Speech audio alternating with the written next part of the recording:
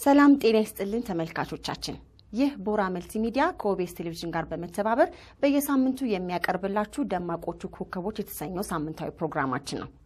በዛሬው ፕሮግራማችን ብዙ ስላልተባለላቸው ነገር ግን በታሪኩ ከፍተኛ ስፍራን ስላላቸው መንፈሳዊ አባት እንጫወታለን። እኚህ አርበኛ መንፈሳዊ አባትና ሰማዕት ሀገራችን ኢትዮጵያ በፋሽስት ጣሊያን ተወራ በነበረበት ወቅት ከማጫው ጦርነት እስከ አርበኝነት ትግል ያደረጉ እንዲሁም ደግሞ በርካቶችን ለነጻነቱ ትግል ያነሳሱ ነበሩ። የኚህ ሰማዕት የትውልድ ስፍራ በሰላሌ ኮሶበር ተብሎ በሚታወቅበት አካባቢ ሲሆን ቤተሰቦቻቸው ባወጡላቸው ስም መገርሳ በዳሳ እንዲሁም ደግሞ በመንፈሳዊ መሪነታቸው ሰማዕቱ አቡነ ጴጥሮስ በመባል ይታወቃሉ። የሰማዕቱን የአርበኝነት ተጋድሎ ታሪክ ዙሪያ እንዲያጫውቱን እንግዳ ጋብዣለሁ። ወደ እንግዳዬ ከማለፌ በፊት ግን በቅድሚያ ወደ አዘጋጀነው ዝግጅት እንለፍ። መልካም ቆይታ።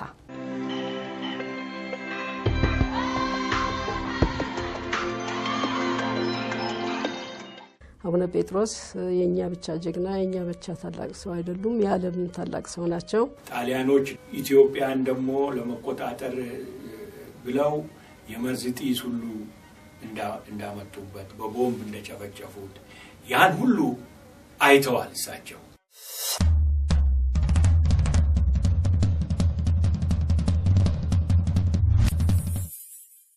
ታላቁ ሰማዕት ኦቶ ፎን ቢስማርክ የዛሬዋ ጀርመን መስራችና የብረት አስተሳሰብ ባለቤት የአውሮፓ መንግስታት የሀብት ምንጭ እንዲያገኙ አፍሪካን በንብረትነት መያዝና መጠቀም ይችሉ ዘንድ ሐሳብ አቀረበ። ለዚሁ ጉዳይ በ1884 እንደ አውሮፓውያን አቆጣጠር በርሊን ላይ የሃያላንን ስብሰባ በመጥራት አፍሪካን በካርታ ላይ ቅርጫ ሊያደርጓት ተስማሙ። አንዱ የሌላኛውን ቅኝ ተገዥ አገር እንዳይጠይቅ እንዳይም በማለት ያለ ባለቤቱ ፈቃድ አፍሪካን በስምምነት ተቀራመቷት። በዚሁ ወቅት ነበር የጣሊያን መንግስት ኢትዮጵያ የግሉ መሆን እንዳለባት ሐሳብ በማቅረብ በምድር አውሮፓ በሃያላኑ ልሳን የጸደቀችለት። እነሆ ህልሙን እውን ለማድረግ በ1896 እንደ አውሮፓውያን አቆጣጠር ምድረ ኢትዮጵያን ወረረ።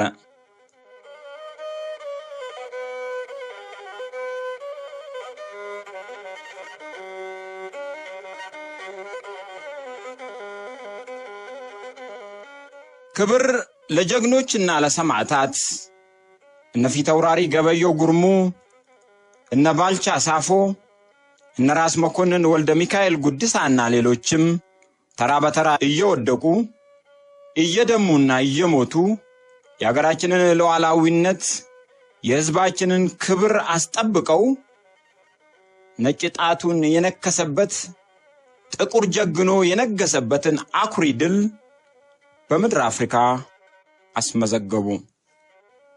ጣሊያን ለራሷ መሸነፏ ብቻ ሳይሆን የነጭን የበላይነት ያስደፈረችበትና ገመናቸውን ያጋለጠችበትን ያልተጠበቀ የሽንፈት መራራ ጽዋ ቀምሳ ደረቷን ነፍታ ባህር በተሻገረች እግሯ እያነከሰች ወደ አገሯ ተመለሰች።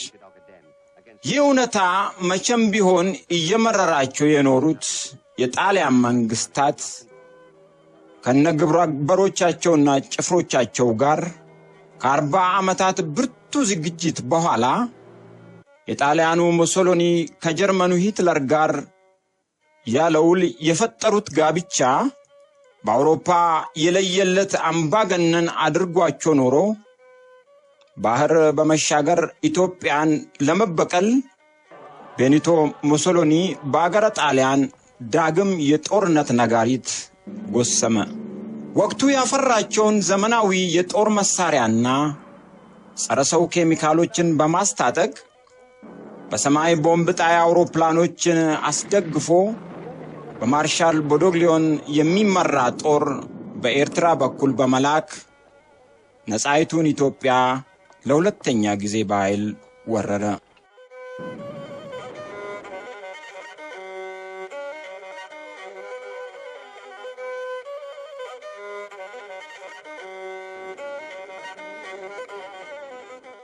1928 ዓመተ ምህረት ተንቤን እነሆ የጠላትን የበላይነት የሚሸከም ትከሻ የባዕድን ጠረን የሚታገስ አንጀት የሌለው የአገራችን ጀግና የክተት ጥሪ ሲሰማ ሆ ብሎ ተነሳ።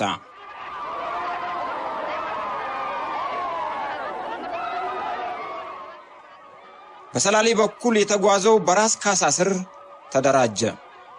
ከወለጋ በደጃች ኃይለማርያም የተቀናጀው በሻለቃ ዱጉማ ጀልዴሶ መሪነት ገሰገሰ።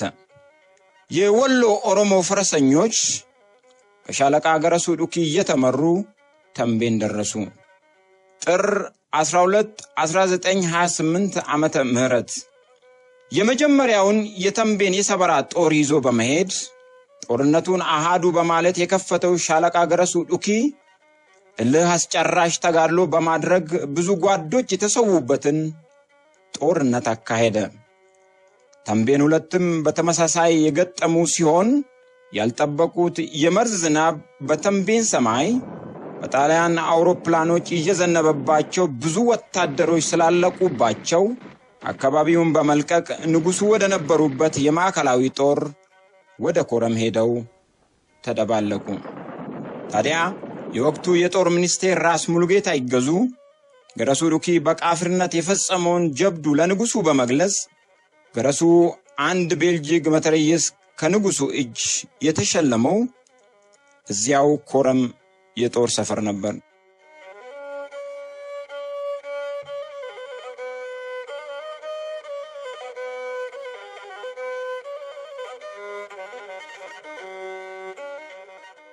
ማይጨው ግንባር የወገንና የጠላት ጦር በ3 ኪሎ ሜትር ልዩነት ግንባር ለግንባር ተፋጧል።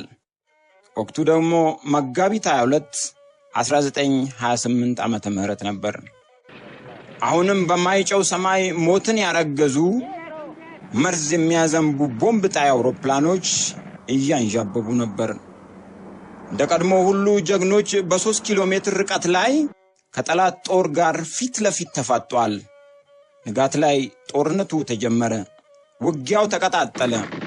ፍጭቱና ትንቅንቁ በሰማይ የተመላለሱ የቦምብ ናዳ በሚያዘንቡ 70 ቦምብ ጣይ አውሮፕላኖች የታገዘ ነበር።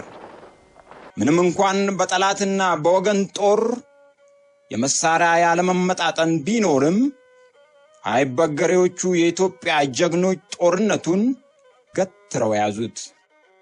በዕለቱ የመጀመሪያ ውጊያ ኢትዮጵያውያን የፋሽስትን ጦር ክፉኛ አጠቁ። የጣሊያንን ሰራዊት እያባረሩ ከማይጨው 3 ኪሎ ሜትር ላይ ሰፍሮ ወደ ነበረበት ቦታ በመመለስ ወደ ምሽጉ እንዲገባ አደረጉት።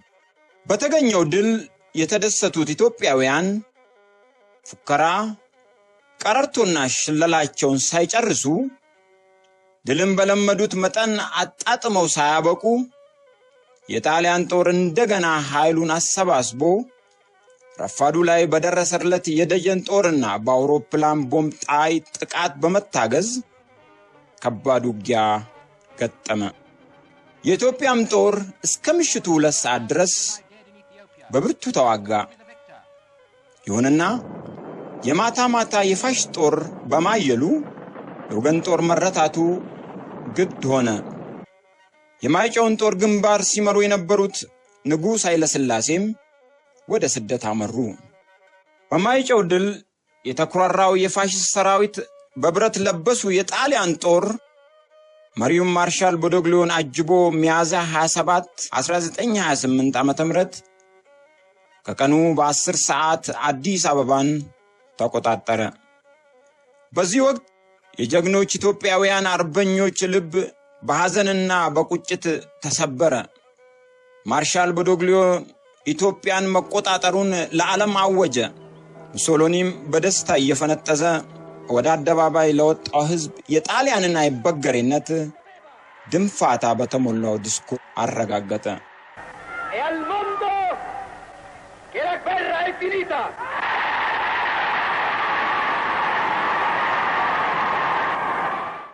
ለጀግኖቹ ኢትዮጵያውያን ይህ ሁኔታ የሚዋጥ አልነበረም። የአገሪቱ በጠላት እጅ መውደቅ በያሉበት እንደ ግር እሳት አንገበገባቸው። ከነዚህም ጀግኖች አርበኞች መካከል የአገራቸውን ሰራዊት እያነቃቁና እያስተባበሩ ከንጉሱ ጋር ወደ ማይጨው ጦር ግንባር ዘምቶ የነበሩት ብፁዕ አቡነ ጴጥሮስ አንዱ ናቸው። በ1858 ዓመተ ምህረት በሰላሌ ኮሶበር በተባለው አካባቢ የተወለዱት ብፁዕ አቡነ ጴጥሮስ ቤተሰቦቻቸው ባወጡላቸው በልጅነት ስማቸው መገርሳ በዳሳ የሚባሉት ለበርካታ ዓመታት በመንፈሳዊ መምህርነት እንዲሁም የሶስት ትልልቅ አድባራት መሪ በመሆን አገልግለዋል። የልጅነት ስማቸው መገርሳ ነው። ከዛ በኋላ ትምህርት እየተማሩ ሲሄዱ በክርስትና ትምህርት ብዙ ጊዜ ትምህርት የክርስትና ስም ነው የሚወሰደው፣ አለበለዚያ ሌላ ስም ነው የሚሰየመው። ጴጥሮስ ተባሉ አቡን ካገኙ በኋላ ማለት ነው። በመሐልም ተቀይሮ አለቃ ሲሆኑ ልጅነት ስማቸው ግን ያው የዶሮ ስም ነው፣ በዳሳ ነው ወይንም መገርሳ ነው። ደገምና አካባቢ ያሉ ኦሮሞዎች ናቸው። አቡነ ጴጥሮስ ሰላሌ ፍቼ ላይ ነው የተወለዱት። ደብረ ሊባኖስ ነው የተማሩት። የደብረ ሊባኖስን ትምህርት ሲጨርሱ ወደ ጎጃም ሄደው ቅኔ አጠኑ። ቅኔ ሲጨርሱ አቋቋምና ዜማን ጎንደር ተማሩ። ከዛ በኋላ እንግዲህ ወደ ዝዋይ ደሴት ተሾመው ሄዱ። ወደ ወላይታ ነው የምንለው ወረዳ። እዛም የእመቤታችንን ቤተክርስቲያን አስተዳዳሪና መምህር ሆኑ። በዚህ አገልግሎት መካከል ነው እንግዲህ ሰዎች ተጠቁመው ወደ ግብጽ ሄደው ኢትዮጵያውያን እንጂ ጳጳስ እንዲሆኑ የተደረገው።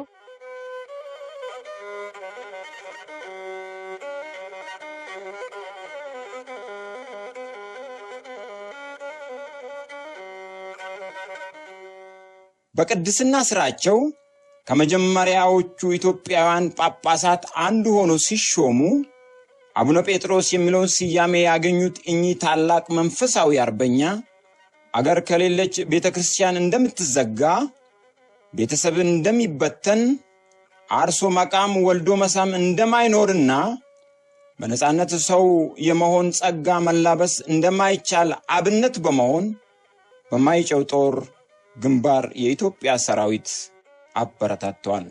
በጦርነቱ በኢትዮጵያዊ ወገናቸው ላይ ጠላት ያደረገውን የግፍ ተግባርም ተመልክቷል።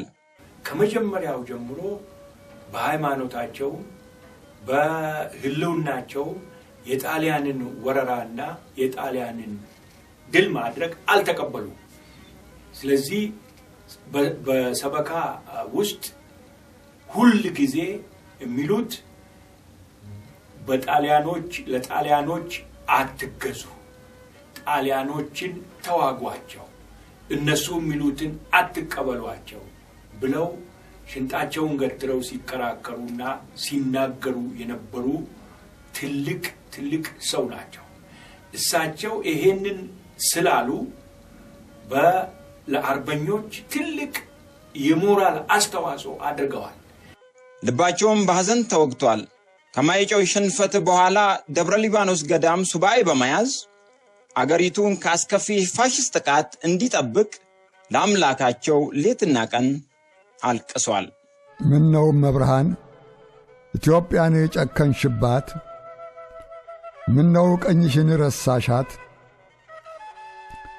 እስከ መቼ ድረስ እንዲህ መቀነትሽን ታጠብቂባት፣ ልቦሻሽን ታዞሪባት፣ ፈተናዋን ሰቀቀኗን ጣሯን ይበቃል ሳትያት፣ አላንቺ እኮ ማንም የላት።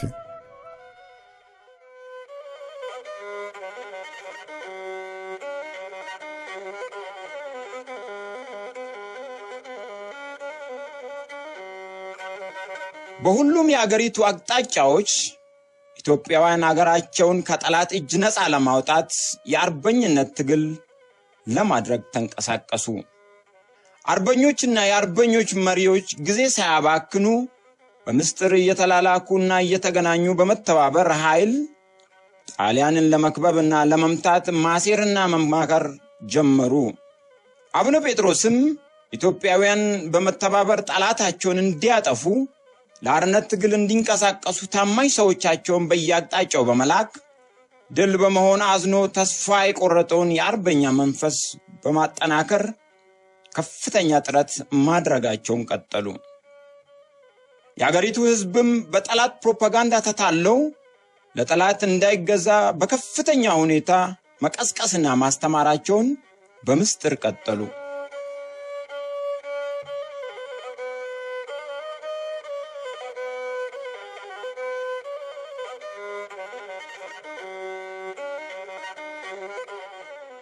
በደብረ ሊባኖስ ገዳም ዙሪያ ባሉ ወረዳዎችና ቦታዎች ከዘመቻ ተመልሶ የገባውን የሰላሌን ጦር እንደገና እንዲጠናከር ከፍተኛ ጥረት አደረጉ።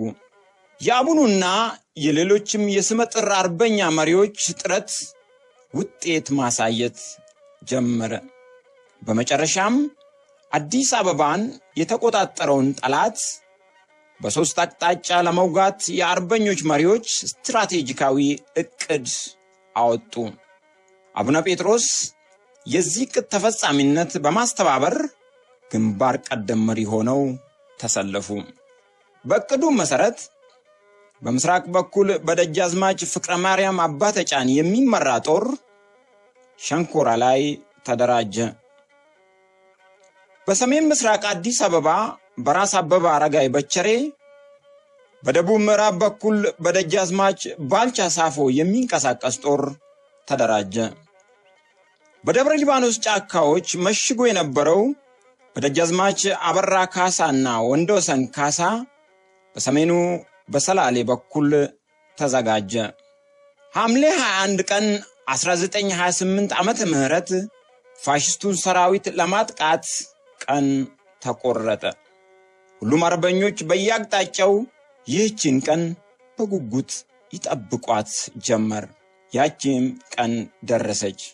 በዚያ የወረሃ ሐምሌ ክረምት በአቡነ ጴጥሮስ አስተባባሪነት ለጥቃት የተዘጋጀው የሰላሌ አርበኛ ጦር ዶፍና ውሽንፍሩ ሳይበግረው ቀድሞ በመድረስ በአዲስ አበባ ሰሜን አቅጣጫ ድንገተኛ ጥቃት ከፈተ። የጠላትን ኬላ እየሰባበረና ቃፊሮቹንም እያፈራረሰ በፈጣን ግስጋሴ ወደ መሃል በመዝለቅ በጉለሌ በኩል አራዳ ጊዮርጊስ ደረሰ። ድንገት በወደቀበት ዱብዳ የተደናገጠው የፋሽስት ሰራዊት በየአቅጣጫው የመድፍና የመትረየስ ሩምታ በመተኮስ ከተማዋን በሽብር ማዕበል ናጣት። ጀግኖቹ የሰላሌ አርበኞች ለረጅም ሰዓታት ከፍተኛ ፍልሚያ አካሄዱ። ብዙ ጀግኖችም ተሰውተው ወደቁ። ይሁንና ቀድሞ እንደታቀደው የሁሉም የአርበኞች ጦር በሐምሌ ዝናብ እና ጎርፍ በክረምቱም ጫና ምክንያት በዚች ቀን መድረስ ሳይችሉ ቀሩ። ጥቂቱ ደግሞ በተለይ በራስ ካሳ ልጆች በአበራና በወንዶሰን ካሳ ስር የተደራጁት በጥርጣሬ ምክንያት እንጦጦ ላይ ዘገም ብለው ሳይዋጉ ቀሩ። አዲስ አበባን ለማስለቀቅ በተደረገው ታክቲክ ትግል ላይ አበራ ቆየት አለ። ዘውዴ አባፈርዳ ግን ጠጋ ብሎ ነበር። በዛ ጊዜ ነው የአካባቢ ኦሮሞዎች የዘፈኑት አበራን ዋንጎርጎር ማለት ነው። አበራን ካን የተበክ ነታባንቶ ኦቶ ሰገልቡልኝ ዘውዴን ካን የተበኩ ማተራየ ሲንጋዲ ሙሬ ይላል። ዘውዴ አዋቂ ነበረ፣ ጦር ሜዳም ተሳትፏል። ዘውዴ ግን አዋቂ ነውና በመትረየስ ቆራረጠና አካባቢውን ተቆጣጥሮ ነበር። ለአጭር ጊዜ ተቆጣጥሯል። አዲስ አበባ ድረስ ገብተዋል። የአርበኞቹ አዲስ አበባን የማስለቀቅ ቅድም ሳይሳካ ቀረ። አቡነ ጴጥሮስ የነበሩበት የሰላሌ ጀግኖች አርበኞች ጦር ከሞት የተረፉት ወደ መጡበት ወደ ሰሜን አቅጣጫ አፈገፈጉ። አርበኛው መንፈሳዊ መሪም በፋሽስቱ አለቃ በግራዚያኒ እጅ ወደቁ። ብቻዬን ፈራሁ። ሸሸግበት ጥጋጣ ምጸናበት ልብ አጣሁ። ማማ ኢትዮጵያን መንፈሴ ተፈቶ እንዳይከዳት ፈራሁ።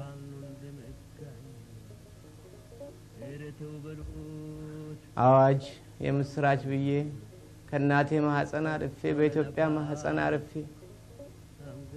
ካፈሯ አጥንቴን ቀፍፌ እረኝነቴን በሰብሏ በመድሯ አላባ ሳልፌ ከጫጩትና ከጥጃ ከግልገል ጋር ተቃቅፌ ከቆቅና ከሚዳቋ ከጅግራ ጠረን ስተሻሽ ከፍልፈል ጋር ሩጫ ስገጥም ከቀበሮ ድብብቆሽ አዝመራው ጣል ከንበል ሲል ከብቱ ለሆራ ሲነዳ ፈረስ ግልቢያ ሲሸመጥጥ ከወፎች ዜማ ስቀዳ ነፍሴ በነፋስ ተንሳፎ ዋሽንቱ አይታ ስከዳ ያችን ነው ኢትዮጵያ መላት መብርሃን ረሳሻ ፋኖ ፋኖ ሀረርለው ጋሪ ምን ያህል ይረዳ ተዝባር ሽንክቲ እንባዬ ይመጣል። አርበኛው መንፈሳዊ መሪ መንፈሱ ተሰብሮ እጅ እንዲሰጥ ለሚፈለገው ህዝብ የመንፈስ ብርታት መሆናቸውን የተገነዘበው የፋሽስት መሪ ግራዚያኒ በሀብት በሹመትና በስልጣን ለመደለል ቢሞክርም አቡነ ጴጥሮስ ሀገራቸውንና ህዝባቸውን በመክዳት ለጠላት አሳልፎ እንደማይሰጡ ቁርጠኛ ሀገር ወዳድ አርበኛ መሆናቸውን በተግባር አሳዩ። ፋሽስት የሚል ስመ ነጎድጓድህ ልጄ ይሄ ከሮማን ብርት ውስጥ የጴጥሮስ የቁልፍ ኃይል የምትሉት የቫቲካንን ማህፀን ጭምር አልፈጥፍጦ የሚፍለቀለቅ የሐሳዊ መሲህ ጉምህ ክርስትናን ተመስሎ ክርስቲያኖችን የሚያባላ ለተጨፈጨፉ ብዙሃን ሳይሆን ለጨፈጨፉ ጥቂቶች የሚመሰክር የቁራ ድምጽ ነው። እግዚአብሔር ይፍታችሁ ልጆቼ፣ እግዚአብሔር ይፍታችሁ። ለጠላታችሁ ለፋሽስት እንዳትገዙ። ኢትዮጵያ ሀገሬ በከዳሽ ምድር ትክዳኝ፣ የሀገሬ ሰው ለጠላት እንዳትገዛ፣ እንኳን የሀገሬ ሰው ምድሪቷም ለጠላት እንዳትገዛ ሲሉም በመንፈሳዊ አባትነታቸው ገዘቱ። እንኳንና እናንተ ምድሪቱም እንዳትገዛ ገዝቻለሁ። በዚህ አቋማቸው የተበሳጨው ግራዚያኒ በአደባባይ በመትረየስ ጥይት ተደብድበው እንዲገደሉ አደረገ። በዚህም ሐምሌ 22 ቀን 1928 ዓመተ ምህረት ለሀገራቸው ለወገናቸውና ለሃይማኖታቸው ሰማዕትነትን ተቀበሉ። አቡነ ጴጥሮስ የተባሉት በገናናው የኢጣሊያ መንግስት ላይ ስለሸፈቱ በሞት ይቀጣሉና ነገ ጠዋት በ5 ሰዓት አራዳ ጊዮርጊስ ቤተክርስቲያን አጠገብ እንድትሰበሰቡ ተብላችኋል።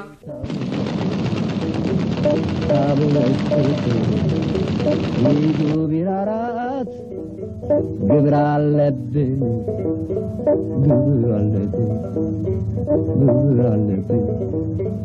እምዬ አገሬ ሞኝነሽ ተላላ የሞተልሽ ቀርቶ የገደለሽ ባላ ሆነና ሽልማቱ ስመጥር ጀግኖች እነ በላይ ዘለቀ ቅልጡን የመሳሰሉት በ10 ሳንቲም ቺንጋ ተሰቀሉ። እነ ገረሱ ዱኪ ክብር ተነፍጎት እየተከሰሰና እየተሰቃየ ኖረ። ከዚህም ይባስ ብሎ ደግሞ ንጉሱ ሕይወቴና የኢትዮጵያ እርምጃ ብለው ባሳተሙት መጽሐፍ የመጀመሪያ እትም ውስጥ በጦርነቱ ወቅት ኦሮሞ በጩኸት ብቻ ነው ያገዘን ብለው አሳዛኝ ታሪክ ጽፏል። በዚህ ድርጊታቸው ሰማዕቱን አርበኛ አቡነ ጴጥሮስን ጨምሮ ስለ ሕዝባቸውና ስለ አገራቸው ዋጋ የከፈሉትን አጠልሽተው አልፏል። እዚህ ላይ ከሳቸው የወገኑት ደግሞ እነ አቡነ ሀብተ ማርያም እንደ አቡነ ጴጥሮስ እንኳን ሕይወት መስጠት በጦርነቱ ወቅት ከቤት ያልወጡትና ጣሊያን አገር ሲይዝ ደግሞ ተሽቀዳድሞ የሙሶሎኒ መንግስት የተቀበሉት ከድል በኋላ ተሸልሟል። እንደነ ገረሱ እንደነ ባልቻ እንደነ በላይ የመሳሰሉት በዱር በገደሉ ጠላትን ሲያርበደብዱ የነበሩት ሲዋረዱ ከንጉሱ ጋር አገር ጥለው የወጡት አሊያም ደግሞ እዚሁ ለጣሊያን ለጥ ጸጥ ብሎ የተገዙት ከድል በኋላ ተሹመዋል። ለምሳሌ እነ ከበደ ሚካኤል ጣሊያን ነጭ ነው፣ እግዚአብሔርም ነጭ ነው፣ ስለዚህ ለጣሊያን መገዛት ለእግዚአብሔር መገዛት ነው ብለው ህዝቡን ሲሰብኩ የኖሩና ከድል በኋላ የሚኒስትርነትን ስልጣን ተቆናጧል። የንጉሥ ኃይለ ሥላሴ አማች የነበሩት ኃይለ ሥላሴ ጉግሳ የአፄ ዮሐንስ የልጅ ልጅ የነበሩ ሳይቀር ንጉሱን በመክዳት ለጣሊያን የገበሩ በኋላ ላይ ግን ተሞግሰው ተሸልመዋል።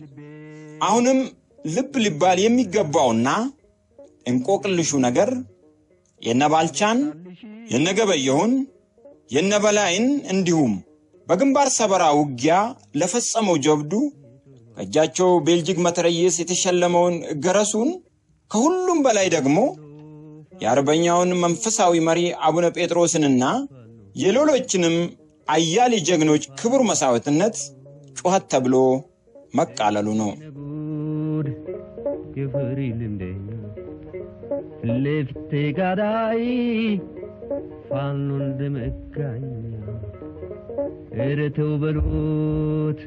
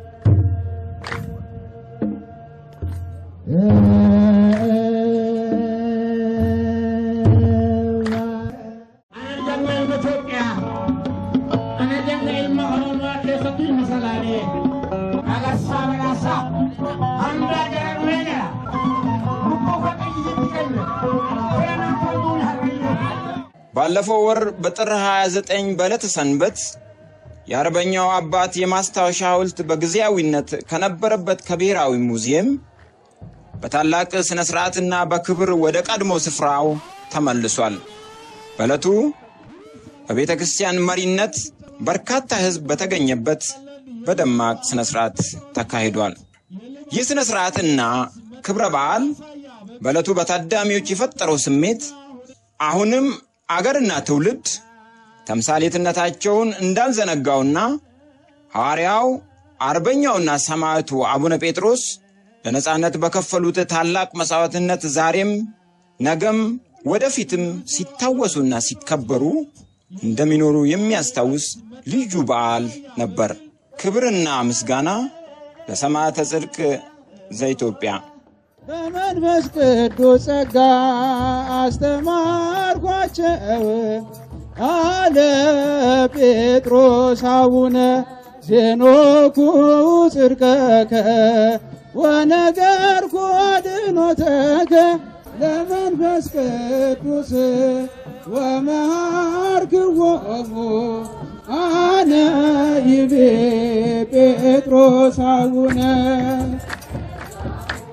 ለመንፈስ ቅዱስ ወመሃርክዎሙ አነ ይቤ ጴጥሮስ አቡነ ጴጥሮስ አብርሃም ኢትዮጵያ ጴጥሮስ ሐዋርያ ጴጥሮስ ሐዋርያ ጴጥሮስ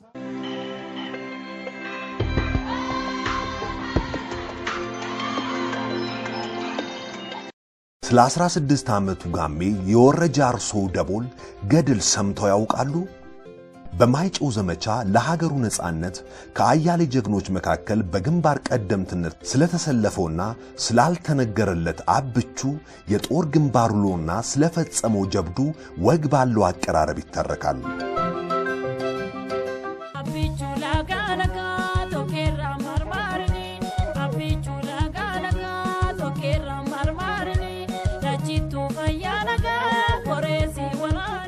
በተግባራቸውና በስብዕናቸው ደማቅ የሆኑ ጀግኖች ስራና ታሪክ በደማቆቹ ኮከቦች ፕሮግራም ይቀርባል። አብረን እየተዝናና እንማማር። ቦራ መልቲሚዲያ ከኦቤስ ቴሌቪዥን ጋር በመተባበር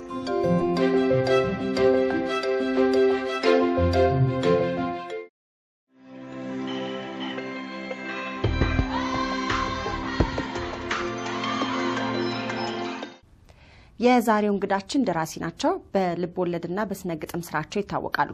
የመጀመሪያ ስራቸው በሆነው ቋሳ በተሰኘው ልብ ወለድም ይታወቃሉ።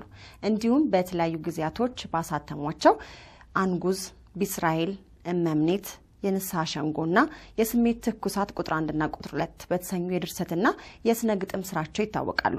እንግዳዬ ደራሲ ፀሐይ መላኩ ይባላሉ። ደራሲ ፀሐይ መላኩ ከ3 ዓመታት በፊት የጴጥሮስ ዋዜማ የተሰኘውን ይህንን መጽሐፍ ጽፎ ለአንባቢያን አድርሰዋል። መጽሐፉም ታሪካዊ ልቦለድ እንደመሆኑ መጠን በሰማዕቱ አቡነ ጴጥሮስ የአርበኝነት ተጋድሎ ታሪክ ዙሪያ ያጠነጥናል። እንኳን ደህና መጡ። እኔም ስለጋበዛችሁኝ በጣም አመሰግናለሁ። በእኚህ ታላቁ አርበኛ ታሪክ ዙሪያ እንድንጨዋወት ፈቃደኛ ሆነው ስቱዲያችን ድረስ ስለተገኙ ከልብ አመሰግናለሁ።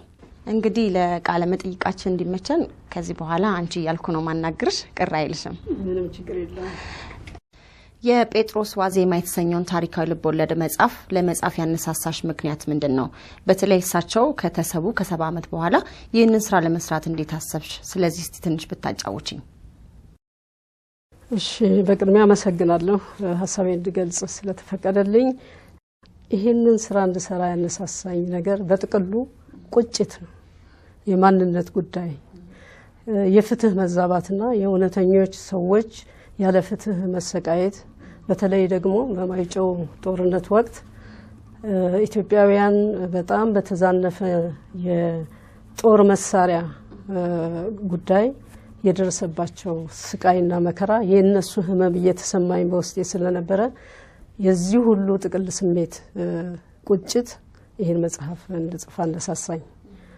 በተለይም የአቡነ ጴጥሮስ ጉዳይ ሁልጊዜም ከልጅነት ጀምሮ ሳነብ መጽሐፍት ሳነብ ሲነገር ሲዘከር ስሰማ ከደስታዬ ጋር ጎን ለጎን ደግሞ ቁጭቴንም እያሳደገው የሄደ ጉዳይ ነበር እና ይህንን ስሜት በውስጤ በጣም ሲያቀጣጥል የኖረው አባቴ ነው። አባቴ የማይጨው አርበኛም ነበር። የኔ አባት ካህን ነበረ። ያው አገር ከሌለ ሃይማኖትንም በአግባቡ መጠቀም ስለማይቻል የሃይማኖትን ነጻነት ስለማይኖር የክህነት ተግባሩን ትቶ አርበኛ ሆነ። በጎንደር ክፍለ ሀገር ማለት ነው። 5 ዓመት በዱር በገደል ሲዋጋ ቆይቶ ነው እንግዲህ ነጻነት ሲመለስ ወደ ማህበራዊ ህይወት ተቀላቅሎ የኖረውና እኔ የተወለድኩት እና አባቴ ብዙ ጊዜ ያንን ተጋድሎ ይነግረኝ ስለነበረ ከልጅነቴ ጀምሮ በውስጤ እየተቀረጸ ነው ያደገው እና አንድ ያ ነው። ሁለተኛ በትምህርት ቤት ወቅት የአቡነ ጴጥሮስንና የሌሎችንም ታላላቅ ጀግኖች ታሪክ ያጠናው የታሪክም ፍቅር ስላለኝ አደግኩ። በመጨረሻ አንድ ቀን ልክ ታላቁ የጥበብ ሰው ሎሬት ጸጋዬ ገብረመድኅን እንዳለው አቡነ ጴጥሮስ ሐውልት ላይ አንድ ሰካራም ሽንቱን ሲሸና አይቶ አምባጓሮ እንደተፈጠረና እንዴት ይሄን ታደርጋለህ እንደ አንድ ኢትዮጵያዊ ልታከብር ሲገባ በማለት ትልቅ ችግር ውስጥ ገብቶ እንደነበረ በዛች ምሽት ጴጥሮስ ያችን ሰዓት የሚለውን ጽሑፍ ጽፏል። እኔም በአጋጣሚ በሚመሳሰል መልኩ አንድ ቀን ወደ አትክልት ተራ ሽንኩርትና አትክልት ልገዛ ሲሄድ እዛች እሳቸው የተረሸኑበት ቦታ ላይ ትንሽ የሐውልትና ትንሽ የተሰባበረ ብረት ተደርጎለት እዛ አጠገብ ሴቶች ሽንኩርትም ድንችም ይሸጣሉ። ነገር ግን ቆሻሻ ሰብስበው አምጥተው የሽንኩርቱንም የጎመኑንም ጥራጊ አምጥተው ሲጥሉበት ሳይ በአጋጣሚ እዛ ስደርስ ያ ሲደረጋየሁና ምን ነው የኔ እህቴ እኮ ትልቅ አባት ያረፉበት ቦታ ነው፣ ደማቸው የፈሰሰበት ቦታ ነው። እኔና አንቺ እኮ ዛሬ ቆምነው እሳቸው ስለሞቱልን ነው ስላት ባክሽን የማውቀው ነገር የለም እስራኤል ስራበት አለችኝና ይሄ ሁኔታ ሲከነክነኝ ውሎ ሲከነክነኝ አደረ። ስለዚህ ለምንድን ነው ይሄ ህብረተሰብ ካላስተማር ነው ካልነገር ነው ቅርሳችንን መንከባከብ ይዘን ታሪካችንን እናሳየው ካልቻል ልንወቅሰውም አይገባም። ስለዚህ እንዳስተማሪ እንደ ታሪክ ወዳድነት ምን ማድረግ አለብኝ የሚል ጥያቄ ለህሊናዬ ተሰማኝና ልጻፍ መነሻ ሊሆን ይችላል። ስተትም ይኑረው የተዛነፈም ይሁን መነሻ መንደርደሪያ ሊሆን ስለሚችል መጻፍ አለብኝ ብዬ የእሳቸውን ታሪክ ለመጻፍ ያነሳሳኝ ስሜት ይሄ ነው፣ ቁጭት ነው።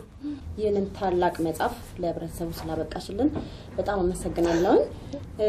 ይህ መጽሐፍ ታሪካዊ ልቦለድ እንደመሆኑ መጠን ከዚህ በፊት ስለ አቡነ ጴጥሮስ ከተወራውና ከተነገሩ እውነታዎች በተጨማሪ ይህ አንቺ የጻፍሽው የጴጥሮስ ዋዜማ የተሰኘው መጽሐፍ ለአንባቢያን እንዲሁም ደግሞ ለቀጣዩ ትውልድ የሚያስተላልፈው አዲስ ነገር ምንድነው? እሱ እንግዲህ መጽሐፍ መጀመሪያ ነገር አርአያነት ያለው ተግባር ነው አቡነ ጴጥሮስ የፈጠሩት። የእሳቸው አርአያነት ደግሞ ያስከተለው ትልቅ ነገር አለ። በኋላ ምን እንነጋገርበት ይሆናል። እዚህ መጽሐፍ ውስጥ ደግሞ እውነተኛ ታሪኮች አሉ። የዶክተር መላኩ በያን ታሪክ በብዙ ኢትዮጵያዊ የማይታወቅ ከነስሙም የማያውቁት ብዙዎች ናቸው። ሌላው የራስ ኃይሉ ተክለ ሃይማኖት ታሪክ አለ። እውነተኛ ታሪክ ነው። ኢትዮጵያ ጀግኖች ልጆች እንዳሏት ሁሉ እንደገና ራሷንም የሚያደሟት ከሃዲ ልጆች እንዳሏት ሁሉ እዛ ላይ ይታያልና ያንን ነገር ጎን ለጎን ለማሳየት የሞከርኩበት ነው። አቡነ ጴጥሮስ በማጮ ጦርነት ከንጉሱ ጋር በወሎ ግንባር እንደዘመቱ ይታወቃል። እንደ ካህን እንደ ትልቅ መንፈሳዊ አባትና መሪ በጦር ግንባር የነበራቸው አስተዋጽኦ ምን ይመስል ነበር? በተቻለ መጠን አርበኞችን ማበረታታትና ማጠንከር፣ ለሀገር ለወገን መሞት ደግሞ ቅዱስ ተግባር እንደሆነ እግዚአብሔርም የሚወደው መሆኑን እየነገሩ ሰው እንዳይፍረከረክና በአንድነት ቆሞ ያቅሙን ያህል እንዲታገል አድርገዋል። ከዛ በኋላ ሲመለሱም ደግሞ ያንን ያዩትን ሁኔታ ለሌሎች ኢትዮጵያውያን እየነገሩ ከግፈኞች መዳፍ ውስጥ መውጣት አለብን የሚለውን ሐሳብ ነው ይዘው የመጡት። ያው አብዛኛው የመንፈሳዊ አባት በቤተ ክርስቲያኑ ስለ መንፈሳዊ ትምህርት ሰበካ ነው የሚሰጡትና እሳቸው ደግሞ በጦር ግንባር በመሄድ ብዙ ትግሎችን ሲያደርጉ ነበር። ሰው ደግሞ ለነጻነቱ እንዲታገል ሲያነሳሱ ነበር ብለውኛል። የአቡኑ በወታደሮች ወይም ደግሞ በፋሺስት ጣሊያን ጥይት ተደብድቦ መገደልና መሰዋት ባንቺ እይታ ለኢትዮጵያን የ5 ዓመቱ የአርበኝነት ትግል ምን አበረከተ? ትልቅና ለዘላለም የማይረሳ አርአያነት ያለው ተግባር ነው ያበረከተው። እሳቸው አድርጉ ብቻ አይደለም የሚሉት። አብዛኞቹ መምህራን ይሄን አድርጉ፣ ይሄንን ፈጽሙ፣ ለዚህ ሁኔታ ተገዙ ይላሉ።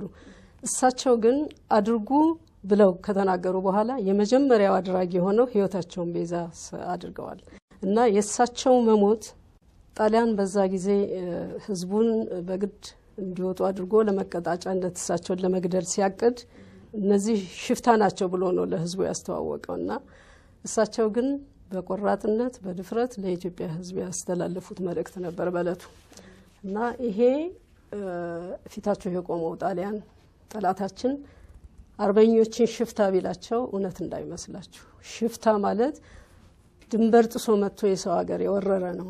እኛ የማንንም ልዕልና አንነካም፣ የማንንም ሀብት አንፈልግም፣ ራሳችንን ግን አናስነካም። ስለዚህ እንኳን እናንተ ወገኖች ምድሪቱ የተወገዘች ትሁን እና ራሳችሁን ነጻ አውጡ ብለው በቆራጥነት ለአገር ለወገን ለነጻነት መሞት እንደሚገባ ያስተማሩ ትልቅ ሰው ናቸውና የእሳቸው መሞት የአርበኞችን ልቦና ሞላው፣ ሞራላቸውን ከፍ አደረገውና ከዛ በኋላ ከአዲስ አበባ ከተማም ከአካባቢውም ሰዎች ሁሉ ቤታቸውን ኑሯቸውን እየተው ፋኖ ሆኑ እና ይሄ ትልቅ ለውጥ ያመጣ ሂደት ነው።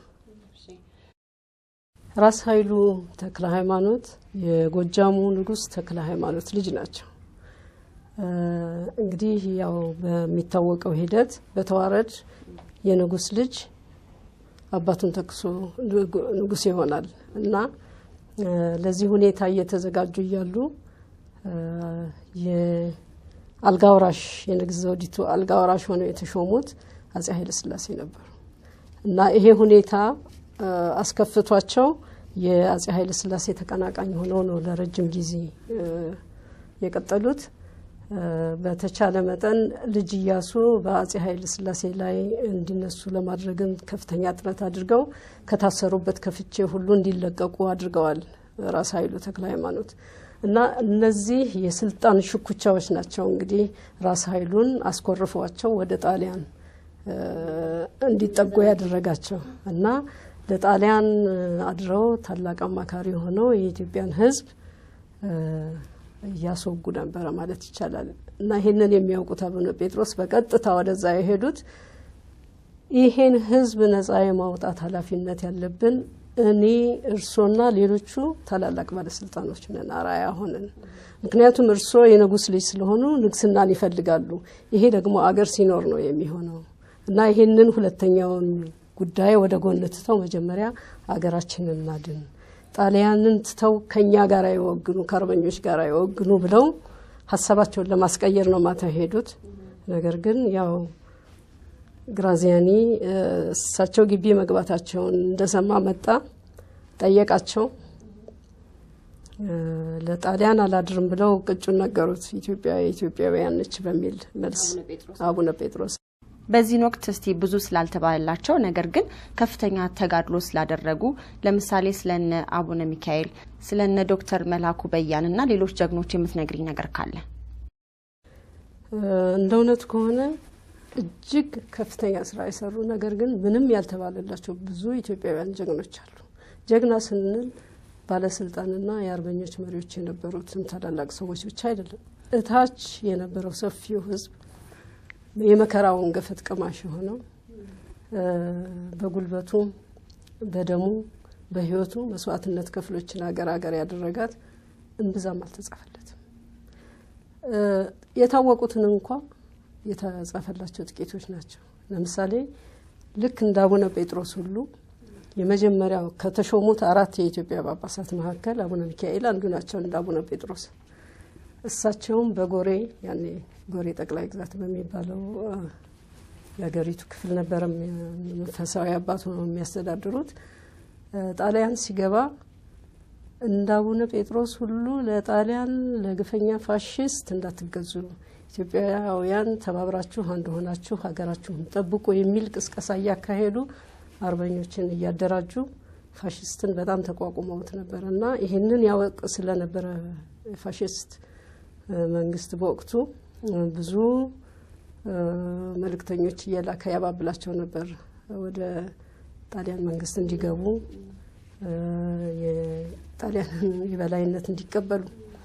ነገር ግን እሳቸው ልክ እንደ አቡነ ጴጥሮስ ሁሉ በዓላማቸው ጸንተው በምንም ሁኔታ ሳይበገሩ አርበኞችን እየረዱ እየመከሩ እየባረኩ ጎሬ አካባቢ ትልቅ ጥፋት ደርሶበታል ፋሽስት እና በመጨረሻ ተረሽነው እንዲገደሉ ነው የተደረገው። እሳቸውም እንዲሁ በደማቸው በህይወታቸው መስዋዕትነት ከፍለው የኢትዮጵያን ነጻነት ያቆሙ አንዱ ትልቅ አባት ናቸው። የእሳቸውን ታሪክ ጥቂት ልዩ የሚያደርገው ነገር ቢኖር የተቀበሩበት ስፍራ ይታወቃል። በጎሬ ቅድስት ማርያም ቤተክርስቲያን ነው የተቀበሩትና አስከሬናቸው በክብር አርፏል። ዶክተር መላኩ በያን ወጣቶችን የሚወክል ጀግና ኢትዮጵያዊ ወጣት ነበር። ዶክተር መላኩ በያን ወሎ ውስጥ ነው የተወለደው። በ1892 ሀረር ነው ያደገው። ያው ወላጆቹ ወደ ሀረር ለስራ ሄደው እዛ ነው ያደገው። ከዛ በኋላ በ1913 ወደ አሜሪካ ሄዶ በሃዋርድ ዩኒቨርሲቲ የሕክምና ዶክትሬቱን የሰራና ያጠና የተመረቀ ሰው ነው እና ዶክተር መላኩ በኢትዮጵያ ብቻ አይደለም በአፍሪካም የመጀመሪያው የሕክምና ዶክተር ነበር። ልክ እሱ በተመረቀበት ዘመን ማይጨው ላይ ጦርነት መካሄዱን አወቀ። ስለዚህ አስቀድሜም የሕክምና ትምህርት ለመማር ጃንሆይን ሳስፈቅድ ተምሬ ተመልሼ ድሆች ወገኖቼን አክማለሁ እረዳለሁ ብዬ ነው። አሁን ደግሞ ይሄ ከመጣ አገሬ መሄድ አለብኝ ብሎ መጣ። መጥቶ በቀይ መስቀል ድርጅት ውስጥ ተመዝግቦ ኦጋዴን ዘመተ እና እዛ ጦርነት ላይ ያው የተጎዱ ወገኖቹን ለመርዳት ሞከረ። ከአቅም በላይ የሆነ ነበርና ጦርነቱ አዲስ አበባ ስትያዝ ፋሽስት እየተጠናከረ ሲሄድ እንደገና ወደ እንግሊዝ ሀገር ሄደ። እንግሊዝ ሀገር ሄዶ ገንዘብ እየሰበሰበ የኢትዮጵያ የነበረችበትን ሁኔታ ለጥቁሮቹም ለነጮቹም እየገለጸ ሰው እየተሰደደ ሀገሩን እየለቀቀ እየተጎዳ መሆኑን እያሳወቀ በሚያገኘው ገንዘብ በኬንያ፣ በሱዳን፣ በሶማሌ ለነበሩ ኢትዮጵያውያን እርዳታ ያደርግ ነበር። ከዛ በኋላ ደግሞ ቮይስ ኦፍ ኢትዮጵያ የሚል ጋዜጣ አቋቁሞ ኢትዮጵያ ውስጥ ይደረግ የነበረውን የግፍ ስራ ለዓለም ያጋለጥ ነበር። በሌላ በኩል ደግሞ ቴምብሮች ስለ ኢትዮጵያ የሚገልጹ ቴምብሮች እያሳተመ ይሸጥ ነበር እና በለንደን በአሜሪካ በመሳሰሉት ሀገሮች እየዞረ የጥቁሮችን አንድነት ለማጠናከር ከፍተኛ ጥረት አድርጎ ገንዘብ ያሰባሰበ ያንን ገንዘብ እየተቀበለ ደግሞ መሳሪያ ገዝተው አርበኞች እንዲዋጉ መሳሪያም እየገዛ የሚልክ የነበረ ሰው ነው እና ይሄ ሰው ያንን የተማረውን ትምህርት ይዞ እኔ ልጠቀምበት እኔ ልታይበት አላለም። ወዲያውኑ ወደ ጦርነት ወደ ተከላካይነት ገባ። ያቅሞን ለማድረግ በጦርነት ባይሳካለትም በዓለም ዙሪያ የኢትዮጵያን ግፍ በኢትዮጵያ ላይ የወረደ የነበረውን ግፍ ለዓለም እያጋለጠ ገንዘብ እያሰባሰበ ያቅሙን ያህል ለአርበኞችና ለስደተኞች ይረዳ ነበር እና ይሄ ሰው በጣም ከባድ በሆነው የክረምት ወቅት በመሳሰለው ከሀገር ሀገር ሲዘዋወር በኒሞኒያ በሽታ ተጠቅቶ ገና በ40 ዓመቱ ነው የሞተው በ1936 እና ይሄ ስለዚህ ጀግና መታወቅም አለባቸው። ሌላው እኔስቲ አሁን ልጠይቅሽ ደጃዝማች ዑመር ሰመተር ማን ናቸው? አታውቂያቸውም አይደለም? ደጃዝማች ዑመር ሰመተር የኢትዮጵያ ሶማሌ ታላቅ አርበኛ ናቸው። ኢትዮጵያዊ ናቸው። ትልቁ ነገር አቡነ ጴጥሮስ የሞቱት ለኢትዮጵያውያን ነው፣ ለሙስሊሙም ለክርስቲያኑም ለሌላውም ሃይማኖት ተከታይ። ዑመር ሰመተርም የሞቱት ለኢትዮጵያውያን ነው። እሳቸው ሙስሊም ናቸው፣ ነገር ግን ለክርስቲያኑም ጭምር ነው የሞቱት። እሳቸው የኦጋዴን ካልካዩሩ የሚባል ቦታ ላይ የተወለዱ ታላቅ አባት ናቸው፣ ባላባት ነበሩ። የማይጨው ጦርነት የተለኮሰው በምስራቅ በኩል ነው። የኢጣሊያ ጦር የወልወልን የውሃ ጉድጓዶች በማናለብኝነት ገብታ ይዛ ነው። ያ ነው እንግዲህ የጦርነቱ መነሻ እና የመጀመሪያውን የግብግብ ገፈት የቀመሱት ደጃዝማች ዑመር ሰመተር ናቸው እና በእሳቸው ስር የነበረውም ጦር የሁሉም ብሔረሰብ አካል የነበረ ጦር ነው። ብዙ ጊዜ ጣሊያንን አግደው እንደውም እንዲመለስ እንዲሸሽ ሁሉ አድርገው ተዋግተዋል እና በዚህ እንቅስቃሴ ውስጥ 6 ጥይት ሰውነታቸው ውስጥ ገብተው ይታከሙ ሲባሉ አገሬ ነጻ ሳትወጣ እኔ ስለ ሕክምና ነገር አልነጋገርም ብለው በ1933 ዓመተ ምህረት ጃንሆይ ሲገቡ ነው መጀመሪያ ወደ ኬንያ ከዛ በኋላ ወደ ለንደን ተልከው ሕክምና እንኳን ሊያገኙ የቻሉትና እንደነዚህ አይነት ሰዎች ጎላ ብሎ አልተነገረላቸውም። እሳቸው እንኳን መቼም እዚህ አንዋር መስጊድ አጠገብ ደጃዝማች ዑመር ሰመተር ትምህርት ቤት የሚባል አለ፣ ግን ማናቸው የሚለውን የሚያውቅ የለም። ስለዚህ የመሳሰሉ እጅግ በጣም በርካታ ሰዎች አሉ። የአቡነ ጴጥሮስ መካነ መቃብር አለመገኘት በመጽሐፍሽ ውስጥ ከፍተኛ ቦታ ያገኘ ጉዳይ ነው። ስለዚህ ጉዳይ ምን ትያለሽ? የአቡነ ጴጥሮስ ግን በጣም በሚያሳዝን ሁኔታ ከዛ ወዲህ 3 መንግስታት ተቀያይረዋል። ምናልባትም 3 ፓትርያርኮች ተቀያይረዋል። ነገር ግን የእሳቸው አጽም ያረፈበት ቦታ ሳይታወቅ እስከዛሬ ፈላጊም ሳይኖረው በአገሪቱ ውስጥ በሚስጢር ተቀብረዋል የሚል ታሪክ ብቻ እንጠልጥለን ነው የምንገኘው እና አሁን ባለው ሰላማዊ ግንኙነት ከጣሊያን መንግስት መረጃ መውሰድ ይቻላል። እነሱ በጣም ሰነዶቻቸውን ታሪካቸውን የመያዝ ትልቅ አቅም አላቸው። ይሄ የሰለጠነ ሰው የሰለጠነ ማህበረሰብ መግለጫ ነው እና መንግስትም ሆነ የሃይማኖት ተቋሙ ወይም ደግሞ የታሪክ ተመራማሪዎች ኃላፊነቱን እና እንትኑን ወስደው ጠይቀው የኚህ ትልቅ አባት አስከሬን ያረፈበትን ቦታ አረጋግጠው በክብር እንዲቀመጥና ህዝቡ እንዲያውቀው አለመደረጉ ራሱ ትዝብት ነው። ማለት ያለፉትንም አሁን ያለነውንም የሚያስተዛዝብ ጉዳይ ነው። ይሄ የሚያሳየው ምንድነው? ራስን ይመጣል ጉዳይ ነው። ሰው ራሱን ካላከበረ ማንም ሊያከብረው አይችልም። ራሳቸውን ስላከበሩ ነው ኢትዮጵያውያን እኮች ሀገር ተከብራ ያለችው እና ራስን ከዝቅ አርጎ መመልከት ራሱ አንደኛው ለታቢስነት ነው።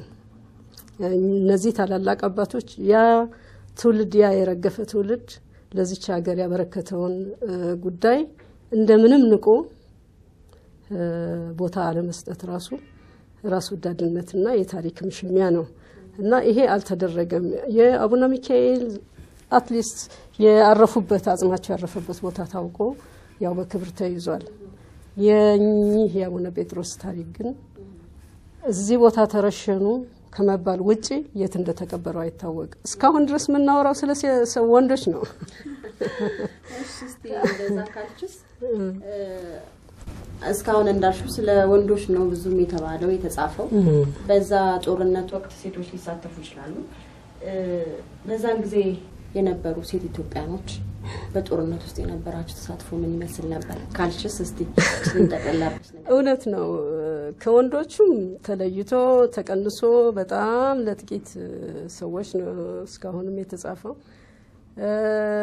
በአጠቃላይ እስከናካቴውም ስለ ሴቶች የተጻፈ ነገር የለም። 1 2 3 ሰዎች ምናልባት ከማይጨው ጦርነት ጋር አያይዘን የምናውቃቸው ወይዘሮ ሸዋረገድ ገድሌ ናቸው። ወይዘሮ ስንዱ ገብሩ ጥቂቶች ናቸው። ነገር ግን ስም የለሽ ሆነው ሰፊው የኢትዮጵያ ሴት በጦርነቱ ወቅት የራሱን ድርሻ አስተዋጽኦ አድርጓል። ሰራዊቱ መቼም ስንቁን ጨብጦ ሄደ ብለን ብናወራም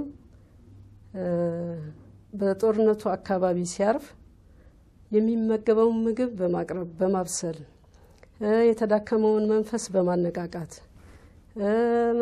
እቃ ተሸክሞ በመሄድ ከፍተኛ አስተዋጽኦ አድርገዋል። የቆሰለውን በማስታመም የሞተውን በመቅበር ይሄ ሁሉ የሚሆነው በሴቶች ኃይልም ጭምር ነው እና ኢትዮጵያ የሴቱም የወንዱም ሀገር ነችና ታሪክ ሲነገር ሁሉንም በማከለ ሁኔታ መሆን ይገባዋል። ይሄ እንግዲህ ወደፊት ልናሻሽለው የሚገባን የታሪክ አያያዝ ድክመታችን ነው እና እኔ ይሄንን ጉዳይ በተመለከተ በነበረኝ ቅሬታ መጽሐፌ ውስጥ ጋዲሴን ጽፌያታለሁ። ጋዲሴ በዛ ጊዜ የነበሩትን ሴቶች የምትወክል ታላቅ ገጸ ባህሪ ነች። ባሏ ማይጨው ጦርነት ላይ ይሞታል። ከዛ በኋላ እሷ የባሏን ኃላፊነት ተረክባ እበቀላለሁ ጥላቴን እበቀላለሁ በሚል መንፈስ የራሷን እቅድ ስራ የሰራች ታላቅ ሴት ነች። እንግዲህ ከነገስታትና ከመሳሰሉት ውጪ ለሀገራችን ብዙ ያበረከቱ ጀግኖች በየብሔር ብሔረሰብ ውስጥ ይገኛሉ። ታሪካቸው ግን ብዙ አልተነገረም፣ ብዙ አልተጻፈም። ይህ ታሪክ ግን ለትውልድ መተላለፍ ያለበት ነው። እስቲ ታሪክን ማንነትን ለትውልድ ስለማስተዋወቅና ስለመዘከር አስፈላጊነት ምን ትያለሽ? ታሪክ በእውነት ምስክር ነው፣ መግለጫ ነው። ወደ ኋላ የምናይበት መስታወት እኮ ነው። ማንን ለሚለው ጥያቄ ታሪክን ማገላበጥ ማንነትን የሚያሳውቅ ትልቅ መረጃ ነው እና ዛሬ ላይ ቆመን ወደ ኋላ ያለንበትን ሁኔታ ወደፊት የሚሆነውን ለመገምገም ታሪክን ማወቅ ይኖርብናል እና ታሪክ ሲጻፍ በአግባቡ መጻፍ አለበት። አድልኦ የሌለበት ሚዛናዊ የሆነ እውነት ላይ የተመሰረተ መሆን አለበት። ታሪክ መጻፍ ደግሞ ከራስ ይጀምራል። እያንዳንዱ ሰው በራሱ ብቁና ልዩ ነው ለሀገሩ። እያንዳንዱ ሰው የዋለበትን ውሎ ዛሬ ይሄን አደረኩ፣ ዛሬ ይሄ ተፈጸመ፣ ዛሬ እንዲህ ሆነ፣ ይሄ መሆን አልነበረበትም የሚል የራሱን አጭር አስተያየት እያደረገ ቢጽፍ ያ ክምችት ትልቅ ታሪክ ሊወዳው ይችላል። አይደለም በማህበረሰብ በአገር ደረጃና እኛ ሀገር ለመወደድ ለመሸለም ለመሳሰለው ግላዊ ጥቅም ሲባል ያልሆነው ሆነ ተብሎ የሚጻፍበት ጊዜ አለ እና ይሄ አሰራር ተለይቶ ሳይንሳዊ በሆነ መንገድ ስርዓት ባለው መንገድ ታሪክን መጻፍ አስፈላጊ ነው። የዚህ ኃላፊነት ድርሻ ደግሞ በመጀመሪያ ደረጃ የታሪክ ሰዎች ነው የሚመለከተው። ሳይፈሩ ለማንም ሳያድሩ ታሪክን በታሪክነቱ መመዝገብ አለባቸው እና ታሪክ ጸሐፊ ሁሉም መሆን ይገባዋል። ነገር ግን ታሪክ ሲጻፍ እውነትን ይዞ መሆን አለበት ነው። እሺ እኔ ጥያቄን ጨርሻለሁ። ከመለያየታችን በፊት መናገር ወይም ደግሞ ማስተላለፍ የምትፈልጊው መልእክት ካለ እድሉን ላንቺ እሰጣለሁ። አንድ መናገር የምፈልገው ነገር አንድነታችን ክብራችን ነው። አንድነታችን ጌጣችን ነው። አንድነታችን ጥቅማችን ነው። አቡነ ጴጥሮስ የኛ ብቻ ጀግና የኛ ብቻ ታላቅ ሰው አይደሉም፣ የዓለም ታላቅ ሰው ናቸው። ፈረንጆች በእኛ አቆጣጠር በ1993 ዓመተ ምህረት በእነሱ በ2000 ዓመተ ምህረት ማለት ነው ሚሊኒየማቸውን ሲያከብሩ በዓለም ውስጥ ለህዝቦቻቸው ነጻነት እና ክብር ሲሉ መስዋዕት የሆኑ ሰዎች ይመረጡና እውቅና ይሰጣቸው እና ተብሎ ጥናት በተደረገበት ጊዜ ዩኔስኮ እና የዓለም አብያተ ክርስቲያናት ድርጅት ነው ይሄንን ሂደት ያደረገው። በዛ ጊዜ በአንደኝነት የተመረጡት አቡነ ጴጥሮስ ናቸው። ስለሳቸው ክብርና ታላቅ ተጋድሎ በስዊድን ሀገር ቤተክርስቲያን ተሰርቶላቸዋል። ያ ቤተክርስቲያን ያው በኢትዮጵያውያን ካህናትና ቀሳውስት ተባርኮ አገልግሎት እንዲሰጥ ተደርጓል እና እኚህ አባት ምን እንኮራባቸው በእውነት ቅርሳችን ናቸው። ኢትዮጵያውያን የትም ሄደው ስለሳቸው አፋቸው ሞልተው መናገር የሚችሉ ስለ ጸረ ኮሎኒያሊዝም ትግል እንደ ማስረጃ የምናቀርባቸው ቅርሳችን ናቸው፣ ሀብታችን ናቸውና በሳቸው ስም አሁን ደግሞ ፍቼ ውስጥ ሰላሌ ገዳም የአቡነ ጴጥሮስ ገዳም ተብሎ ቤተክርስቲያን ተሰርቶ አገልግሎት በመስጠት ላይ ነው። ቤተክርስቲያኗ ደግሞ በአካባቢው ያሉት ህፃናት የሙታን ልጆች የድሆች ልጆች ተሰብስበው የሚማሩበት ትምህርት ቤት መስርታለች። ገና በመስረታ ላይ ነው ያለውና ያ ትምህርት ቤት በአሁኑ ወቅት 170 ህፃናትን ሰብስቦ ያስተምራል። ምግባቸውንም ከወዲያም ከወዲህም ችሎ ማለት ነው። ይሄ ትምህርት ቤት መስረት መስፋት መጠናከር አለበት።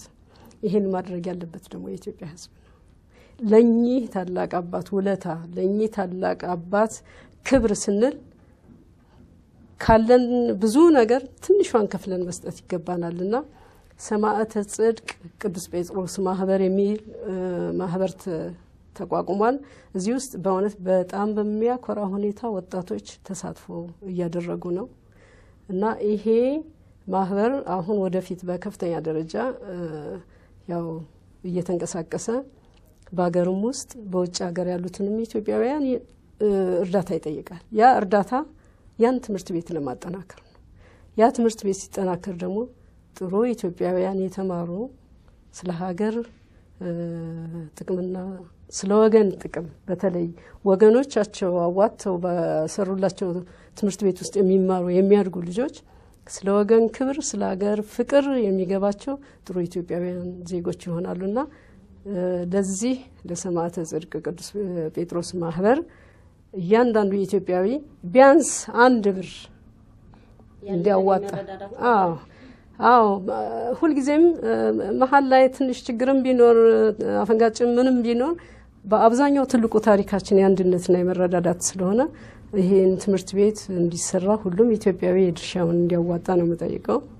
እንግዲህ ሌላ ይሆን ያለኝ። እሺ ደራሲ ፀሐይ መላኩ ጥሪና ክብረሽ እዚህ ስቱዲዮአችን ድረስ ተገኝተሽ ስለ ታላቁ አርበኛ አቡነ ጴጥሮስ ስላወጋሽን በጣም አመሰግናለሁ።